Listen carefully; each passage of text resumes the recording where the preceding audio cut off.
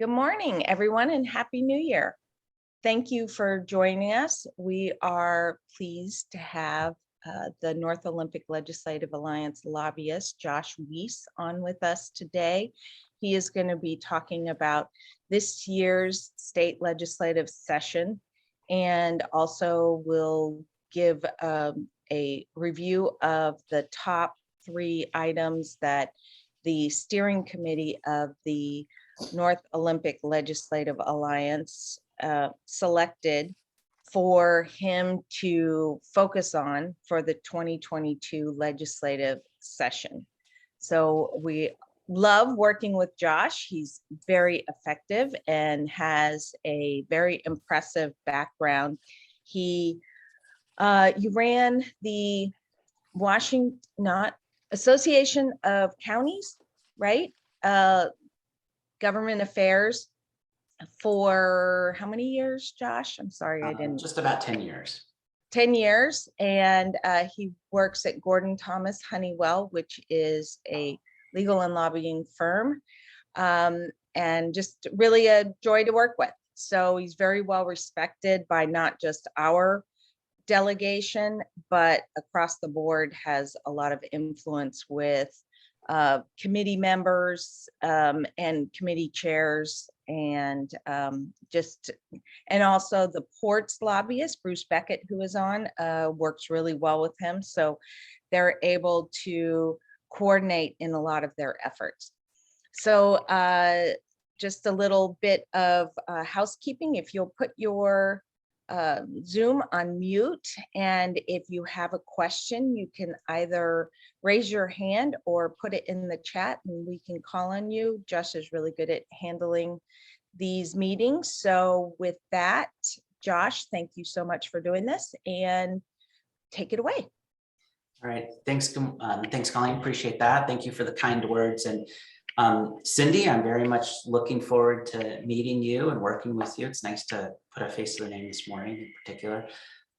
Definitely want to call out, Bruce is online. Bruce and I work really closely together, and feel free to chip in, Bruce, here as I'm talking about any of these issues with your understanding, knowledge. And I also would say the same thing. James Thompson with the Ports Association is on, and we work together a lot, and he's got a great understanding and knowledge as well of what's happening right now. So don't feel shy, either of you, to correct me if I swerve here. So yeah, next Monday will be the first day of the legislative session. Effectively, things are pretty much in full swing as far as I go. I know I've been seeing lots of late emails from my colleagues and peers. We're all in sort of prep mode. We have a list of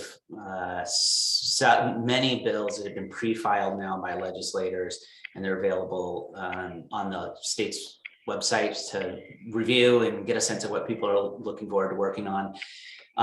As Bruce made mention of before we started recording, the sort of, I don't know, big news, at least for us that are day-to-day lobbyists, is that both the House and the Senate last night just announced that they are following the House's lead and going to a pretty much full virtual format. Again, the Senate in particular had planned on opening up some of their buildings and offices to in-person meetings during legislative session, but that really went the wayside with the latest Omicron surge. So it'll pretty much be the same as last session, where all the hearings will be virtual. They are saying that they'll be reviewing their protocols within a couple of weeks, but we'll kind of see. It is a short session, which means 60 days. So they'll be done by March 10th. I think, by the time we hit the peak of the surge, which is supposed to be mid-January, it'll take them a week or two to think about it again. The session goes pretty quickly. It seems like it's going to be pretty easy for them just to continue to roll with the virtual format, but that's just my hypothesizing. The vibe that I'm getting from legislators is that they really do intend to keep it to be a short session. This is the year they don't have to pass they've already passed operating transportation capital budgets for the biennium. They're only doing supplemental budgets. They don't have a budget problem whatsoever, both in terms of State revenues have been coming in really incredibly strong, primarily sales tax based. And then, the hole in the transportation budget, I think, which is still a reduction from the impacts of less people buying gasoline during the pandemic. Transportation budget's not looking very healthy, but it seems like they can probably patch that up from the operating reserves that they have. And capital budget, they have some money, about $80 million worth of bonding capacity left from last biennium. So there will be a small capital budget this year. Sort of bottom line there is there's no major budget problems that would keep them long. If anything, their biggest budget problem is they have so much money from the federal and state revenues that have come in that there will be probably some disagreements about how to spend it all and where to appropriate it. So short session, I think it will be short, will be virtual. Some of the major things that they've been talking about addressing, if you recall last session, or we're paying attention last session, the majority with super strong majorities in the House and the Senate for the Democrats and the governor's office, obviously, they were passed some really significant major legislation last year. There is some sense that they really, did kind of the big stuff last year. This year, it's going to be more, not as aggressive. They don't have as much time. Police reform, there's been a lot of conversation over the interim about the need to go back to the bills last year that had to do with use of force by police officers. And go back and make some tweaks to that because there's been some pretty obvious problems with what they passed last year. Those bills, 2 bills have already been pre-filed, one by Representative Goodman, one by Representative Johnson. They're seen as going to be the vehicles for that conversation. I am pretty confident that they will pass something along those lines. I don't think it will go as far as what some in the law enforcement community you may have been hearing about needed changes. The other major thing that you're hearing a lot of discussion about, and I'm sure as employers in the business community, you've been hearing a lot about is long-term care tax. Governor had come out with an executive order late last year saying that he wanted to hold off on imposing the tax, but then determined that he didn't have the authority to do that. I know it was confusing for people about whether to start collecting the tax or not collecting the tax. And so we do have bills that have been pre-filed already from the majority, postponing implementation of that until until 2023. I think there will be some pretty significant debate about whether that goes far enough and whether the changes to the program need to be made more significantly. There's already a Democrat bill out as well that would provide some additional exemptions for veterans and military personnel. So I think the majority is essentially admitting that there's going to need to be changes to that, but there will be some discussion about whether that goes far enough. Actually, I would say that in both police reform and long-term care, that's really the dynamic you've got going there. The governor came out with his budget proposals at the beginning of December. He had 3 significant proposals. One, again, continuing to focus on climate change, and really a lot of discussion this year around electrification of buildings, moving away from natural gas as a heating and power source. I think that's going to be very controversial. He also has a lot of, trying to create additional incentives for electric vehicles and electrification. He also is starting to put a major emphasis on salmon recovery again. I say again because, when I started working, when Bruce and I met each other in the late 90s, salmon recovery was the major topic of the legislature then, or one of the major topics. And the governor is really coming back and saying that salmon recovery plan that was put together then needs to be revisited and reviewed and updated. He has come out with some details, but not all of the details. One of those is a major piece of legislation having to do with riparian corridors and trying to increase buffers or have buffers in the urbanized and sort of private rural areas as well, which would be a new sort of paradigm for the state. I think that will be controversial and something that will get discussed, but probably not passed this year. And then his third emphasis was on affordable housing.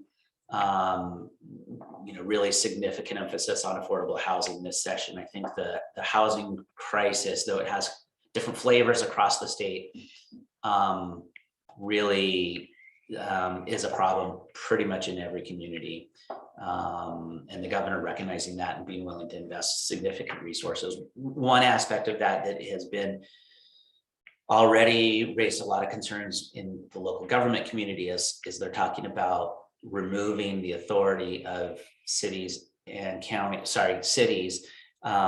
to zone for single family use. So essentially allowing additional density, multi-family housing in current single family zones. It's pretty unusual. We have a bottoms up land use system in the state. So it's pretty unusual for the state to come with a top down type of land use mandate like this. So that will be pretty significant discussion as well. So, that's sort of the big picture lay of the land. I actually want to stop. Bruce, do you think I missed anything, or James, from the big picture lay of the land that you're expecting topics to come up?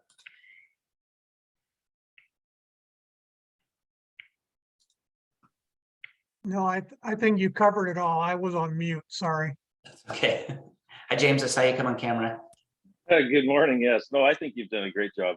It is a short session.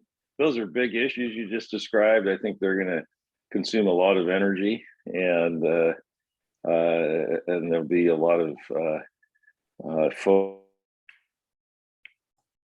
pretty much nailed it. Okay. You're breaking up a little bit, but thank you, James. I think we got the gist of that. I am happy to take questions anytime, but until I see that, I'm going to start talking a little bit about what NOLA is up to. So feel free and raise your hand or indicate that you want to ask a question. Colleen's got one. Thanks, Josh. I'm curious. I mean, I've heard a little bit about the potential bill that would increase density in the cities. Has that been pre-filed, or is it still in conversational realm? And it is still, it has not been pre-filed yet. This governor tends to have a practice of introducing bills late. Officially, we haven't seen the language, but there is a draft that is being shared with local governments. So we have had a chance to take a peek at it. I think it's going to be a hard conversation. Okay. And it's basically that the state would then mandate the minimum density for any lots in a city? They're basically saying, and there's some variation based on the size of the city, but they're essentially saying that in single family zones, you can no longer just allow single family residences only. If somebody wants to build, tear down their single family house or has a lot that's been undeveloped, they could build a duplex, a triplex, a quadplex on that, which, in urban areas, there's pretty strong evidence that, particularly in Seattle, that there's still a lot of single family residential areas in downtown Seattle that, I think pretty arguably you could say there's the need and the demand for additional density. But, you get even in Seattle, you get very far out of Seattle, though, in suburban and smaller towns and cities. That idea of having an apartment go up next to your house is not, or a duplex go up next to your house is not very popular. And you're essentially taking that decision out of your local city and county elected officials. It's primarily cities at this point, but I continue to think that counties could have some liability in this. And the other thing I should say about that is that is just the governor's proposal. You know, the legislature, there are several bills out there already that have to do with accessory dwelling units and allowing, we've seen this for several years about reducing restrictions on accessory dwelling units. So basically you can build a mother-in-law type of cottage in your backyard, and the city has reduced authority to regulate that. My point being, there's a lot of different ideas about how to go about this, and I think it still has to get really chewed on by the legislature before they come up with the final approach. But this concept is very much something the legislature is going to be grappling with. Okay, and which committee would that be heard in? In all likelihood, those will go through the local government committee, which deals Okay, committees, which deal with land use. In the Senate, it's actually housing and land use, so it clearly would go to that committee in the Senate. okay, okay. I Um, see, Patty had a question there. yeah, so question about whether it restricts or deals with restrictions on short-term rentals. And I looked very quickly last night at one of the ADU bills, and yeah, it does have a provision in there about restricting short-term rentals. But that was only in one of the versions. And again, you know, I just go back to, I think that's going to be one of the issues that's talked about as this whole conversation proceeds with the legislature this session. That is something that local governments continue to bring up.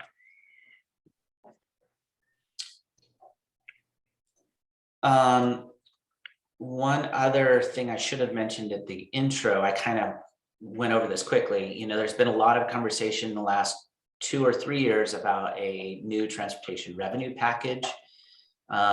Even, you know, September of last fall, October, we were still thinking there was the long shot possibility that they would come back in a special session last fall to pass a revenue package. That obviously didn't happen.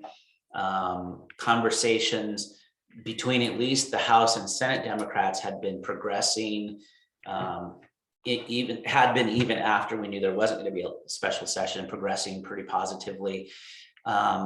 Then you saw Senator Hobbs was appointed by the governor to the Secretary of State. Was the chair in the Senate and really one of the prime movers behind getting a Senate transportation package together. That really sort of, you know, pulled some of the momentum out of it just because of the lack of consistency and leadership there around transportation. We lost several weeks before Senator Leas was appointed by his caucus to take the lead for Senator Hobbs.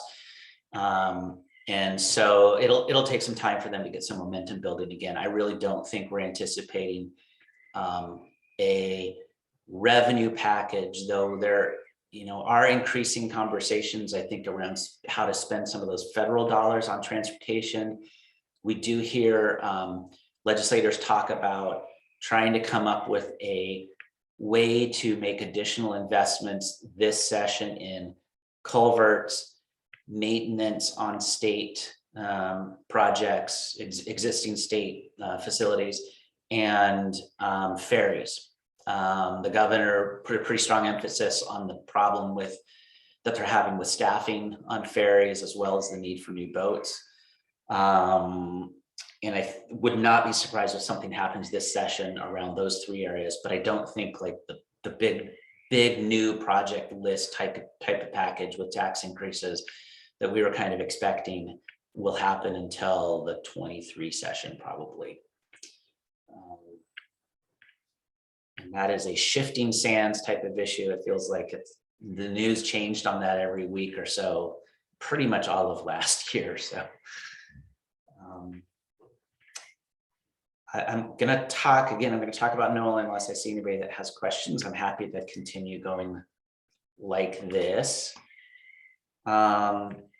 NOLA adopted a legislative agenda last fall. As Colleen mentioned, we pick 3 issues per session to work on. And I guess just for a little bit of background, NOLA, for anybody that doesn't know, is really focus on economic development, business prosperity, quality of life in the 2-county North Olympic Peninsula region. And our steering committee includes local governments, tribes, the ports, hospitals, both of the EDCs, obviously, and educational interests too. So it's a pretty diverse set of community interests. The three, and I've been under contract with NOLA for, this will be the 3rd session. We really still have been, it's been, honestly, COVID has really sort of made it a little bit harder for NOLA to get some momentum. I feel like just it's hard with it when you can't meet in person, both as a steering committee, but also with legislators. So we're still out there getting our name out about who we are and what we're doing. Our delegation, 24th district, knows very well about what we're up to. And we're starting to make broader inroads as well, but we're still in that mode of establishing our presence with the legislature. The 3 issues for this year are supporting Representative Theringer's House Bill 1333, which extends the .09 economic development program. In Clallam County, this is known as the Opportunity Fund. In Jefferson County, it's the Public Infrastructure Fund. And it's a source of, it's a credit against the state sales tax, so it doesn't increase taxes for your communities.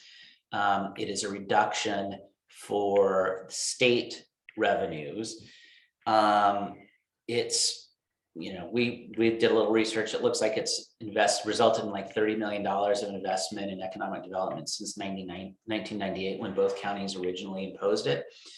It will expire, I think, in 2032 for both counties.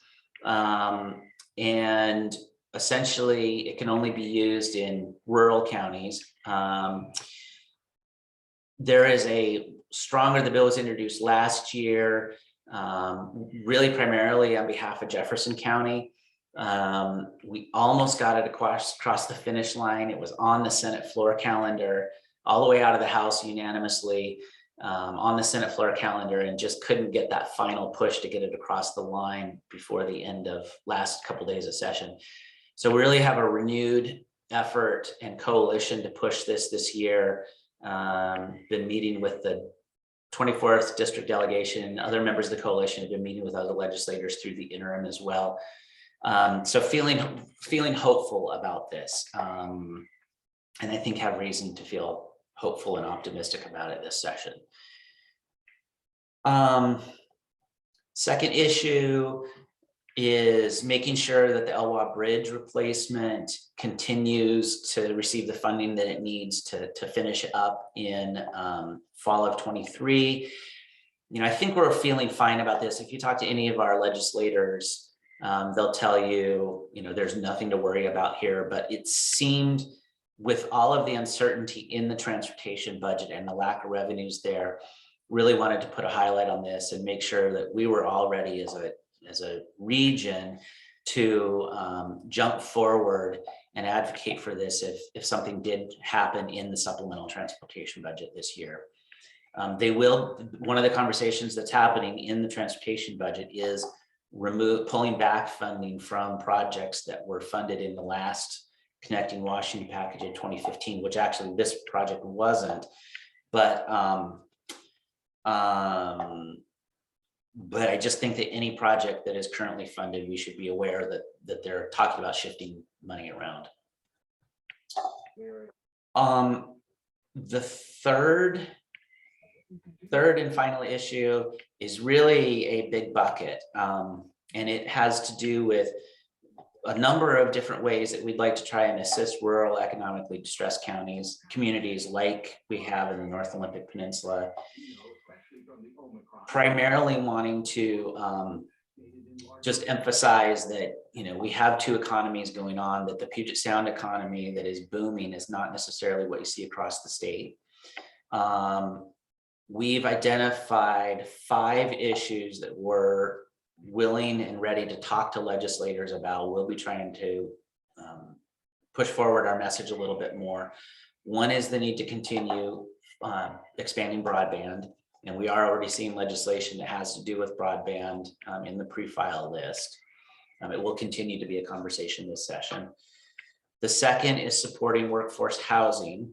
And really the steering committee talked a lot this last fall about how housing costs have increased so much in the North Olympic Peninsula that, you know, sort of the average middle income worker really struggles in your communities.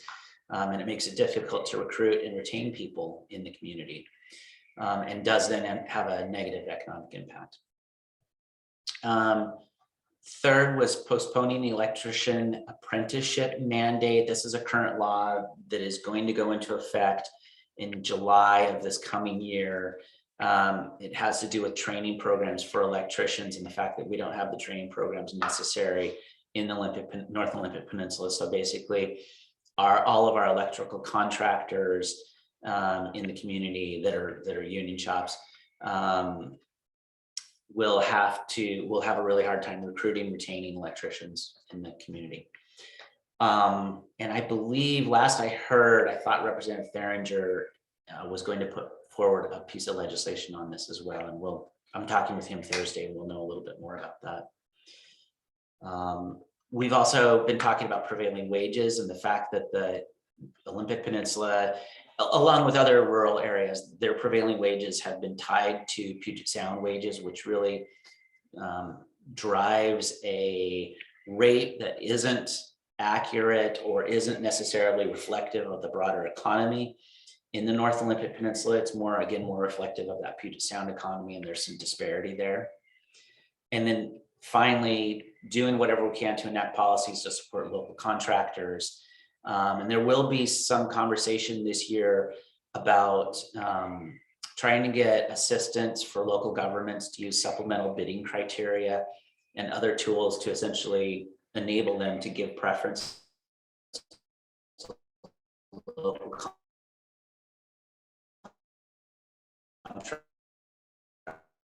or more preference programs.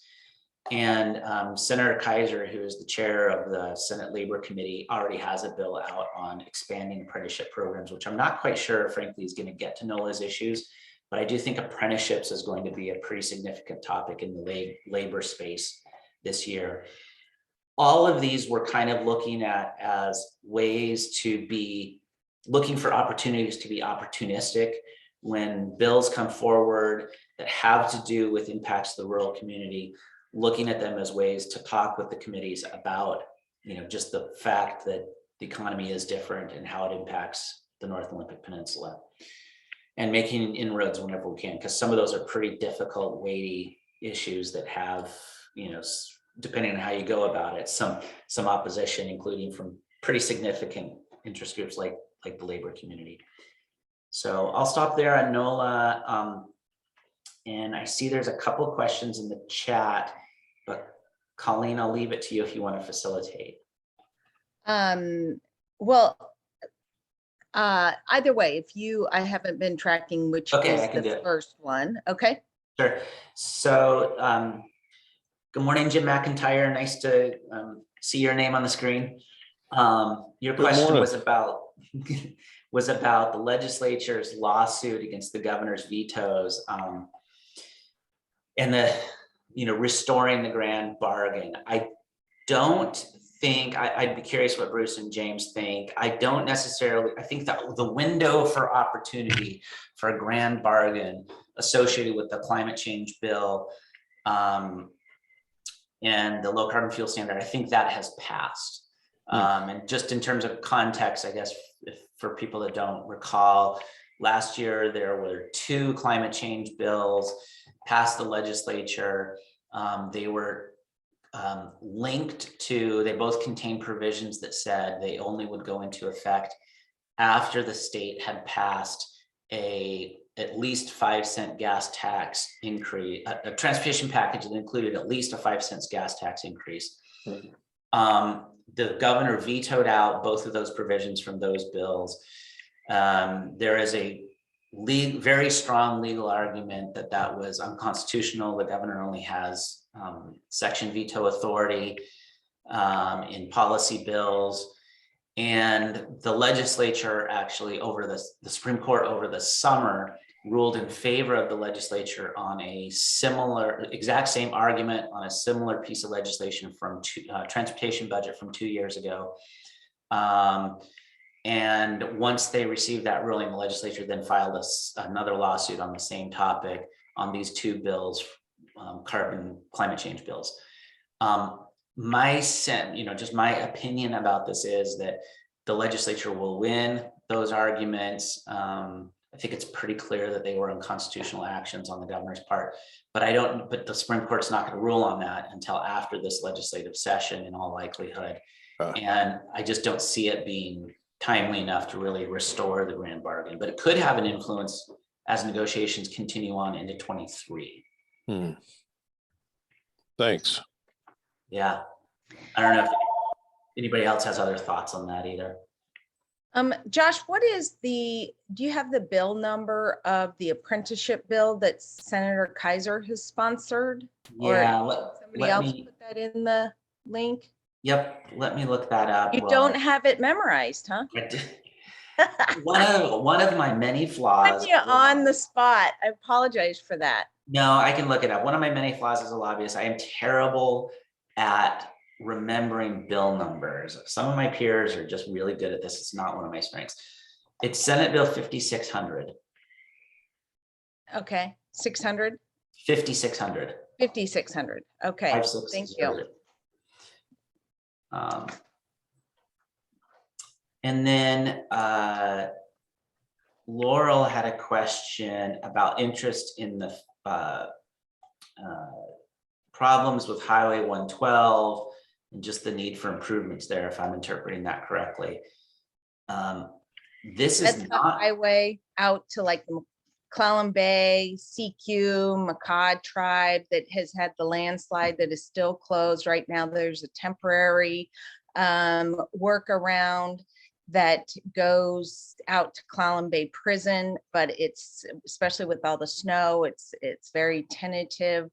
And I've had conversations with Ross Tyler, the county's public works and road department engineer, and also Bill Peach, who actually happens to be a road engineer himself, who's been out there multiple times. And anyway, it is a bit of a long-term issue because it's always having problems, but it needs, it's, from what Ross has said, it's not a priority for WSDOT currently to get that handled, and unless the community makes it a big priority, because it would be very, very expensive to do, then not real sure that, I think if the Makah tribe council member TJ Green, or chair rather, makes it a priority, maybe something would happen. But we're also looking at, could there be some federal funding to address that issue? They're watching that in the Transportation and Jobs Act bill at the federal level. So I didn't mean to jump on it for you, but I didn't know if it was an issue you were aware of, and I've been following it a bit. No, I was not aware of it, so thank you. Certainly. Does that answer much of your question there, Laurel? Well, what I was hoping was happening was that some of the federal money would be earmarked or talked about to find a permanent solution to an ongoing problem. When you only have two routes from one end of the county to the other, there's a number of issues that we're all familiar with. The main one is safety, but the other one is the economy. So I was hoping to see some action there of some kind. Mm-hmm. I've talked to the port about having that topic addressed at the Timber Action Committee meeting, and possibly having Ross Tyler talk about it. His words were, if that were a county road, it would be cleared now. But that's a longer term issue also. The next storm, it could happen again. And so I don't, we've been told over and over that it is a safety issue, and that's something Bill Peach feels strongly that, it's still, there's water leaching out there. So I know Congressman Kilmer will be on with the Forks Chamber today at noon, and I'm guessing that will be something that will be brought up. If it's not, I intend on joining, and I'll bring it up myself. Great, If thank you. you've gotten that link to Lissy's meeting, I can send it to you. Okay, that would be great. Thank you. I see Rebecca has a question. Rebecca? I'm trying. Hey, you ghosted me, Colleen. You'd asked me a question and then I wasn't sure if you wanted me to follow up or not. About House Bill 1310. Is this where you Yeah. wanted? Okay. Sure, this is great. Yes. So, House Bill 1310 is the one that is, so Josh is kind of nodding. I think I explained it very barely in there. Right now, there is no way, if somebody is not voluntarily going in for the Involuntary Treatment Act, an ITA, our designated crisis responders cannot do anything. And so I know that Wendy is lobbying very hard for this. We're working, there was just nothing put in place. Oh, and I see Josh, thanks for putting that in there. So I'll stop talking because I am not doing well this morning. You look great though. Well, thanks. You can find Rebecca. Yeah, that was, this will be one of the topics that's a big discussion, and I put the link in there to the proposal that's been put out, and that is the, so Representative Johnson was, I think he was the prime sponsor of 1310 from last year, but he's one of the main proponents on this. Since it is coming from him, this will be the vehicle for whatever changes they make. Take a look at the language. I'm not quite sure. I don't know the details myself, but I'm not quite sure if it gets at what you're trying to get at, which has been a major issue for, that's come up over the summer. I think it will be massaged quite significantly through the legislative process, but this is the starting point, at least for the discussion. Thank you. I will pass that along to my boss who tried to get here, and I'm not sure what happened, but it's all good. I want to apologize to the 6 people that I held up in the waiting room for quite some time. I couldn't figure out how to get there, and it was operator error of not scrolling up far enough. So I'm sorry to the 6 of you that were waiting. Next, we have SQUIM Council Member Rathman, who has a question. Yes, my question is of a very general nature. One of our city's legislative priorities is to get some money for the SIMDARS interchange. I'm kind of just asking at a general nature, do we have money coming for that, or are we going to have to wait longer? Thank you. So, council member, good morning. Nice to hear from you.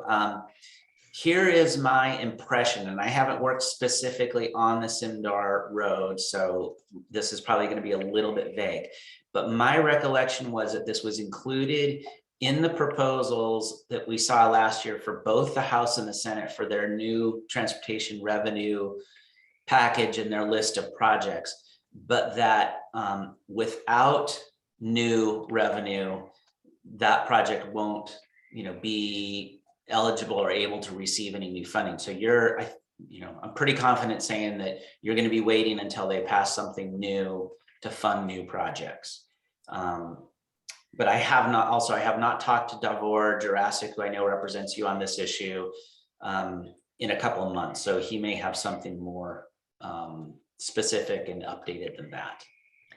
If I could add a bit here, I would recommend that you have your lobbyist speak to Ross Tyler from the county engineer, the head of the road department for the county. He has been working with DOT, and they are going to put out a proposal, I think he said in January, about addressing the fish passage barrier at Johnson Creek, which is right to the east of, you've got Palo Alto Road that intersects Highway 101, then Happy Valley, no, Palo Alto Road, then Johnson Creek, then Happy Valley Road, and then Simdars, going from east to west. And he believes the DOT proposal is going to be handle the fish passage, but there was a proposal that he's very concerned about, that instead of having an access road, because the intersection between Happy Valley Road and Palo Alto Road are very dangerous. And the county and the city's preference is to have a access or a frontage road that would connect into Simdars on the south side of the highway. But the DOT would rather go the lower price option, which is just to create roundabouts. And so we really want to make sure when DOT does present their solution for Johnson Creek, that we have a good turnout from stakeholders to address this. So anyway, yeah, I recommend your city lobbyist contact Ross Tyler, and I can put I can send you his contact information. He's pretty up on this topic and has been communicating with them. Thank you very much, Colleen. You're very welcome. I see Kay had a question as well. Yeah, you answered it. I'd love to see Ross Tyler's contact info, and as you always do, if you can keep us informed when it's time to turn out. Sure. I'm very concerned about the 101 in general. I will try to get Ross maybe on a coffee with Colleen if that's That'd be great. acceptable to the county commissioners.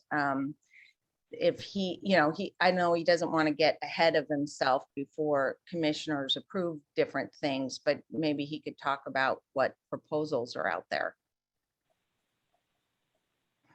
Councilman or Deputy Mayor Meyer, you have a question? Yeah, no, it's concerning Senate Bill 5642, which gives an exemption to nonprofit entities, housing authorities, public corporations, county and municipal corporations from real estate, the REIT for transferring properties for affordable housing. Does that seem like it has the legs to go the distance? I mean, for me, it seems like a common sense kind of incentivize affordable development. Yeah, I think I'm speculating at this point. So this is a new bill that's just been pre-filed, so it wasn't considered before. So I'm guessing a little bit. But when I look, there's two things that make me think it probably is a serious proposal that has the possibility of moving. One is just there's a House companion as well, which means there's champions in both chambers. And then just you look at the sponsors in the Senate and the House, those are all, it's bipartisan and are, for the most part, legislators that are taken seriously by their peers, particularly in this issue space. So yeah, I think this will probably get some consideration. That's about all I can say at this point.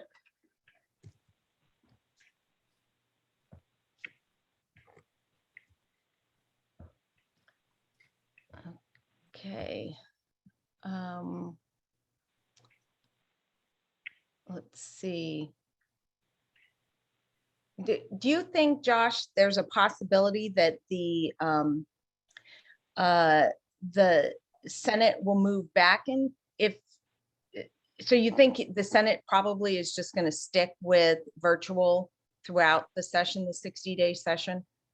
I think the Senate is we've already seen the Senate is the more likely of the two chambers to accept some public interaction and more of their members, right? They have less members in the Senate, so it's easier for them to facilitate getting all of their members in the building.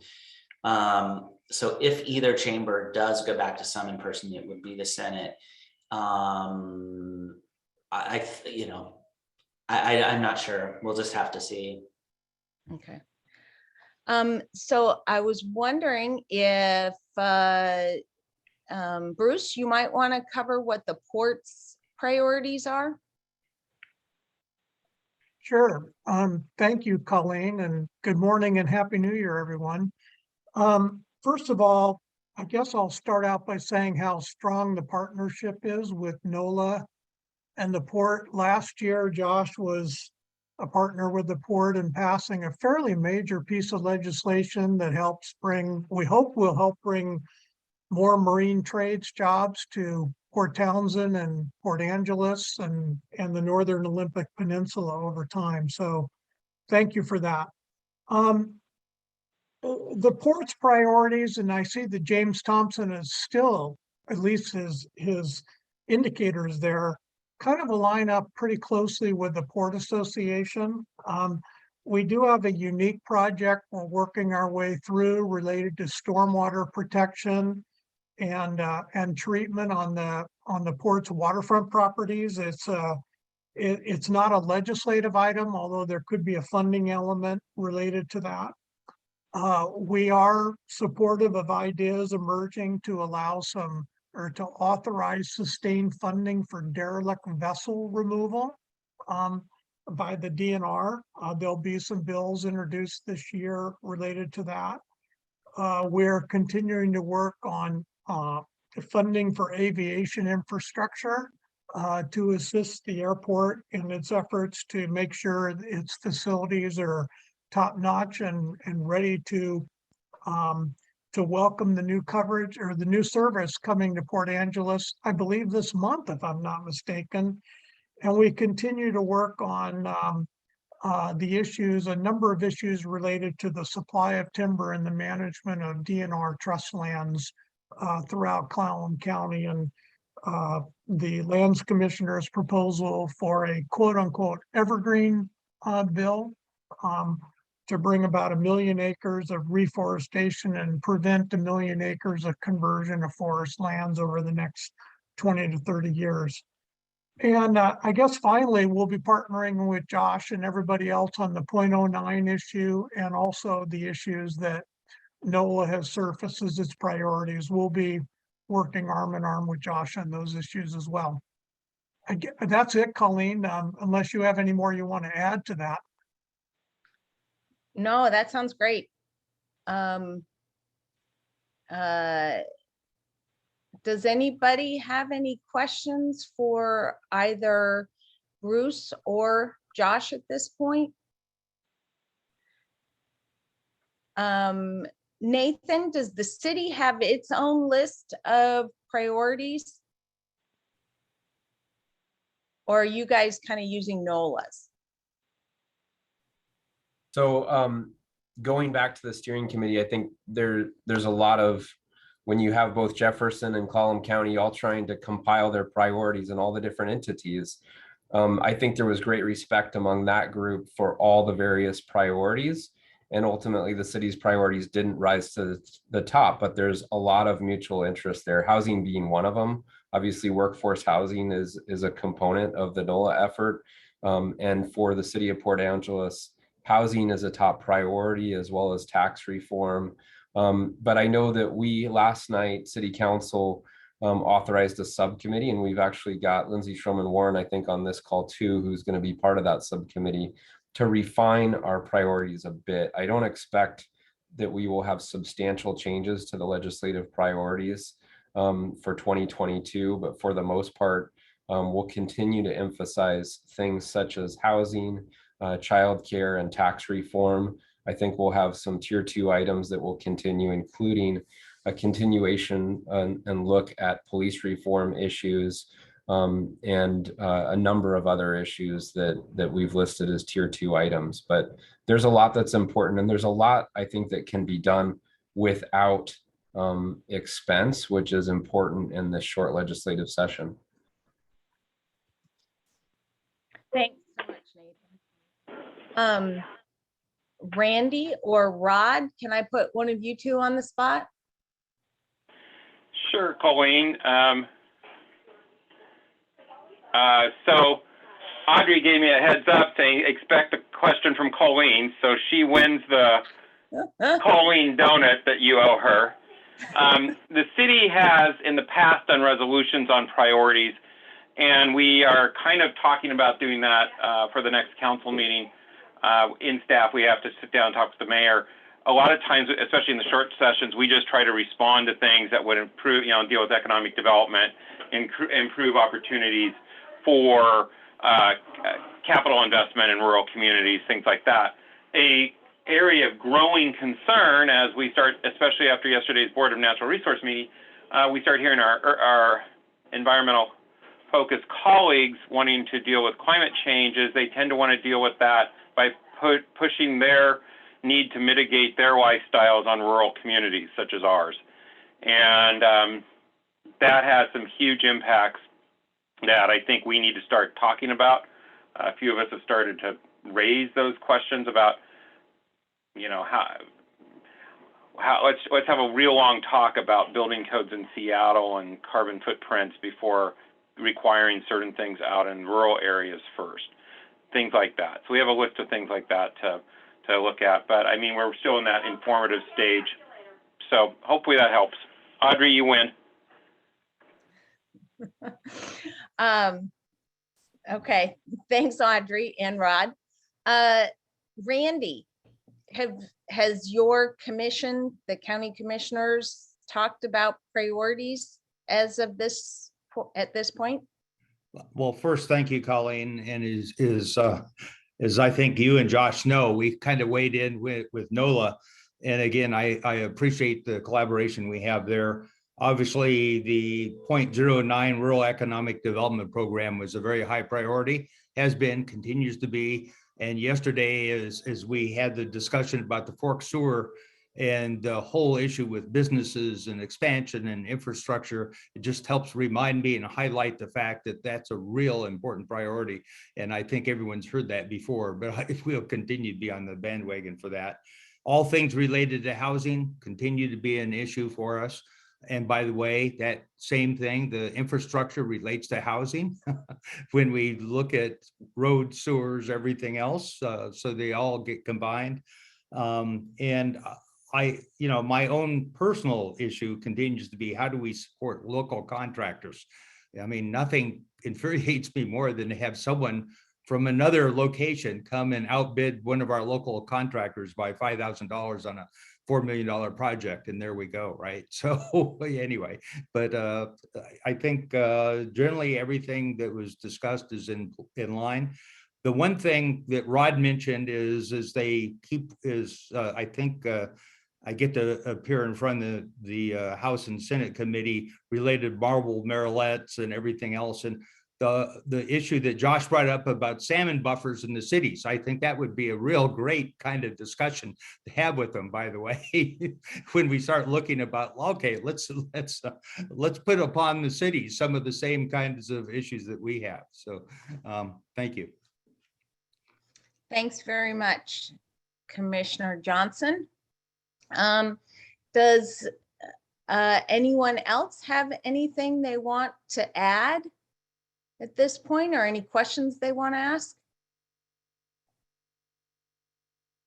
I'm not seeing anything here. So let's see. So the sessions kicks off on Monday, right? And do you anticipate generally that there'll be a lot of bills, or do you think it'll be much fewer than last sessions? No, I think there's going to be a lot of bills. There usually are. There already are a lot of bills pre-filed. I think, we've seen the leadership is trying again to, keep their members from filing just every bill that they ever thought of, but they can't really control it. And so you see lots of bills introduced just to make a message, and there's tons of bills out there like that already. With the Does the pandemic. bill, well, go ahead, Bruce. Oh, yeah, I'm with Josh. Unfortunately, the history is that just about the same number of bills get introduced in a short session. And the funnel has to be done by February 4th. So the first 3 to 4 weeks of these 60-day sessions, this kind of a nightmare in volume. And the reason is everybody wants to have their bills introduced that they want to campaign on, that aren't really going to move along, but you have to treat everything seriously. So I don't know, Josh, that's a more blunt way of saying I expect the same volume that we usually encounter. Yeah. I've heard quite a bit about the proposal for the first $250,000 of primary residents being exempt from taxation. Do you think that has any legs? Yeah, I do. I think that's the homestead, called the homestead property tax exemption. Yeah, I think it does. I think well, I don't mean to be too callous about this, but I think over the summer, the Democrats did some polling and realized that, the capital gains didn't realize.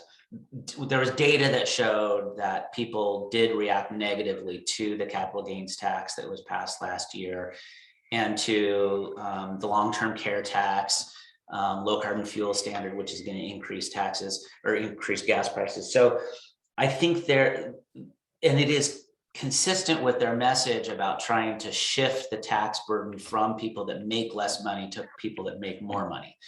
So that concept sort of checks two of their boxes of, showing that they can do tax relief as well as just tax increases, as well as this whole idea of equity in the tax system. So I think it will get real discussion. It's a pretty big concept for a short session. But I think it'll get real discussion. That'd be my sense. And is that a bipartisan bill? I don't know if I've seen the bill itself yet, but I wouldn't be surprised. Bruce, maybe you're shaking your head. I wouldn't be surprised if it is bipartisan because, everybody loves tax breaks. I thought it was a Republican that I heard speak about it.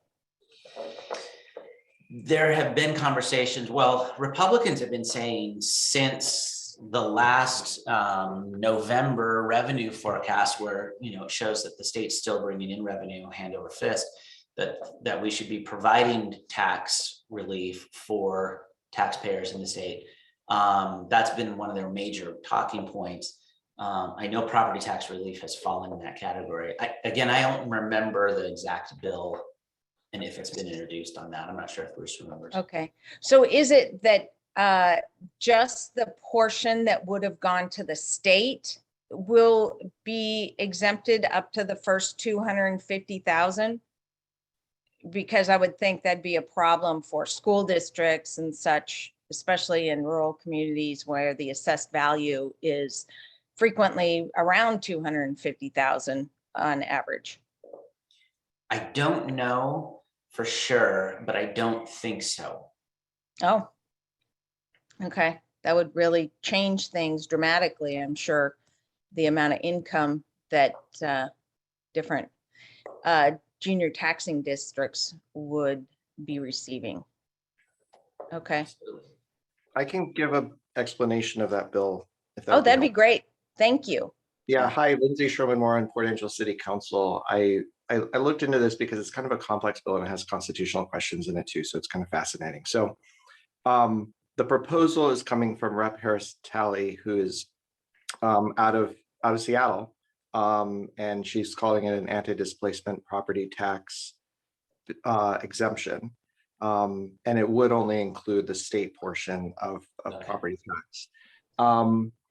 In order to do that, they have to change the uniformity rules on and basically make an exemption in the state constitution to allow an ununiform property tax.